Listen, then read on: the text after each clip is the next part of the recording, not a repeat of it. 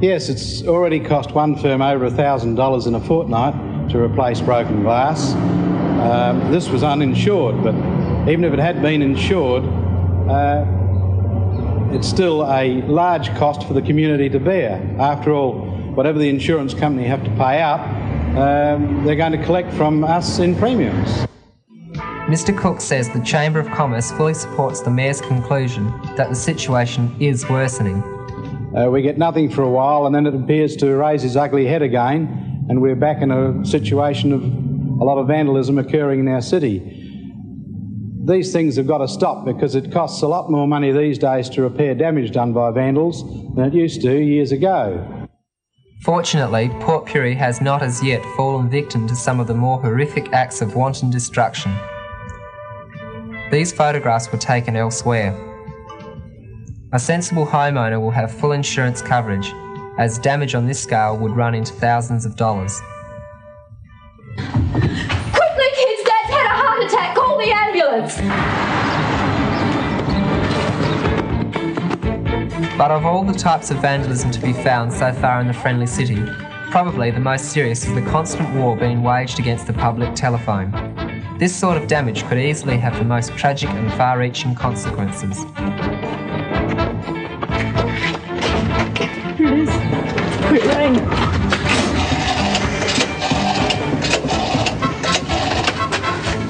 Right there. Come on, Sid.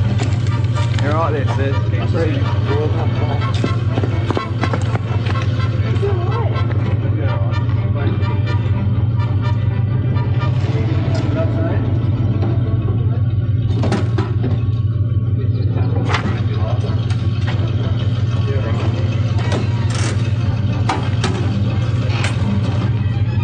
Remember, in an emergency, minutes may count.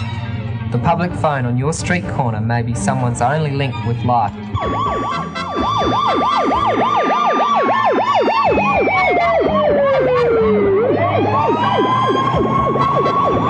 Russell Freak, a senior telecom spokesman in the Port Pirie area, says that about 3,500 phones a year, or 70 a week, are damaged in South Australia, at an annual cost of approximately $1 million.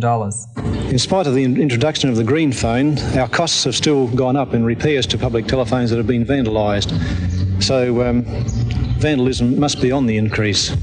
However, in Port Pirie itself, we are removing some of the public telephones from key spots around the town, and this has already proved to reduce some of the vandalism on these phones.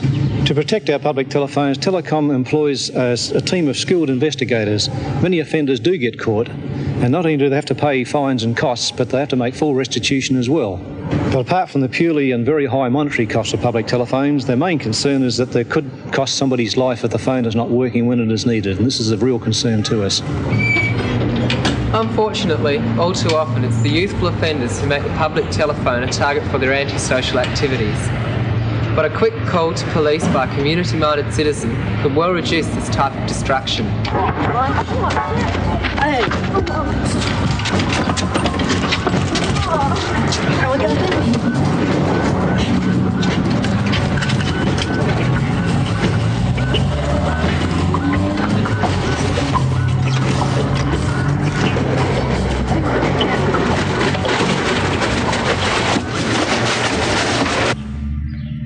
Somebody's wrecking that telephone box again.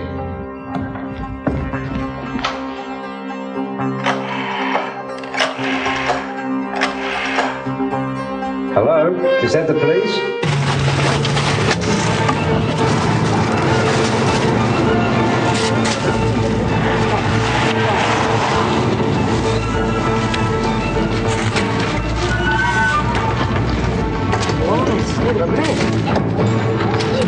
Hey, you two. My young lady. Stand here. Where do you live, Steve? Date of birth? Killed for this. It's alright, stand still.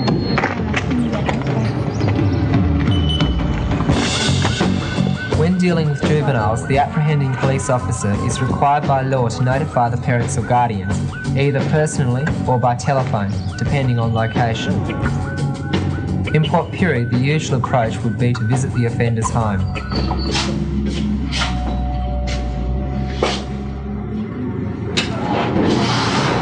Hello, Mr. Smith. We've got the son with us. It was reported this morning. Hello, Mr. Smith, is it? Perhaps we can come inside and have a chat with you. Would you like to sit down? No, that'll be right. No, thanks. I won't be here that long. No, what's going on, Will? Well, what's happened, Mr. Smith, is that your son was observed this morning by smashing up a telephone box. Yes, what he did is, with a spray can, he painted all over the box and ripped the receiver off the... You told us you were going up to Fred's place. Well, don't shake your head. What happened? Nothing. Is this true, Johnny? It is. So what happens now? Well, I think most families are extremely embarrassed if their children are involved in vandalism, and I think they usually will sit down and talk to their kid or their kids about it and try to work something out so that it doesn't happen again. I think where vandalism or that sort of behaviour is repeated is usually an indication that parents haven't tried to take some sort of interest and provide some sort of support to their children. The lack of a sense of belonging to the family unit, a sporting group or even a peer group. These are vital ingredients that John sees as lacking in the average vandal. I don't think that it's unusual for young people to be involved in things like vandalism, providing it's not repetitive. I think it's part of their exploration, their testing out of new things, new ideas and who they are. But when it is repetitive, I think usually the causes can be traced back to the home situation. If there's a lack of supervision, if children are allowed to wander around at all hours of the night, if they feel that they don't really belong to a family unit, if they feel that they can't really talk to someone at home, this is often a major cause of vandalism. But whatever the family background, it is clear that some parents feel a deep sense of responsibility for their child's actions. Northern Festival Centre General Manager Rod Fowler. Recently, I've had a very interesting telephone call from a parent in Adelaide, a parent of one of 3 boys that was apprehended and charged in the Young Offenders Court. And this parent was ringing the business houses here in Port Pirie to determine the cost on an individual business by business basis, the amount of damage that had to be restored. And this parent was offering to share between the other families the cost of that reinstatement insofar as repayment of monies was concerned. That I've never experienced before, but it gives me a little bit of hope that something positive is perhaps starting to happen on the whole matter of vandalism. To me, a parent accepting responsibility of restoring the damage or the cost of that damage, I think, is a step in the right direction. Because of their fear of witnesses, vandals usually commit their cowardly acts either under the cover of darkness or in isolated areas. For our first 2 years of operation here, we were virtually vandalism free. However, we then started to have some problems in our external toilet area. Now, these toilets were open 24 hours a day, 7 days a week, and used literally by hundreds of people each week, people coming here and people just simply using the parkland facility. The problems that we started to encounter was somebody writing on a wall, and our board members here have a policy that vandalism in the form of graffiti, we try and restore or revitalise very, very quickly. So we've adopted a policy of let's not leave exposed items of graffiti for someone to come along and add to. We're firmly convinced that one little bit leads to another. There are a lot of artists, so-called artists, in our communities. People that think, aha, we can go one step better, we can improve that image, those words, we can add to it.